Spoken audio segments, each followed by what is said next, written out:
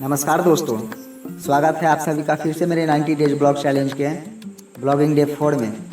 आज चौथा दिन है और सच कहूँ शुरुआत का उत्साह अब थोड़ा कम होने लगा है।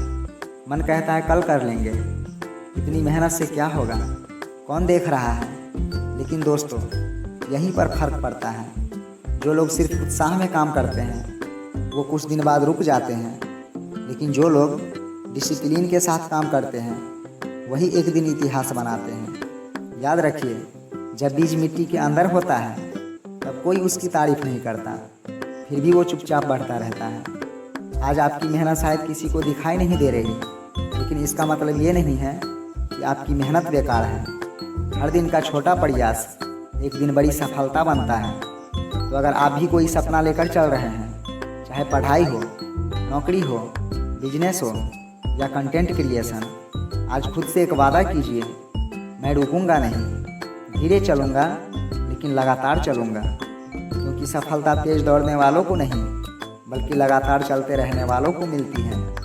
यह था मेरा ब्लॉगिंग डे 4। अगर आप इस सफ़र में मेरे साथ हैं तो कमेंट में लिखिए कंसिस्टेंसी। तो फिर मिलते हैं नेक्स्ट ब्लॉग में। तब तक मेहनत करते रहिए, मुस्कुराते रहिए और अपने सपनों पर विश्वास रखिए।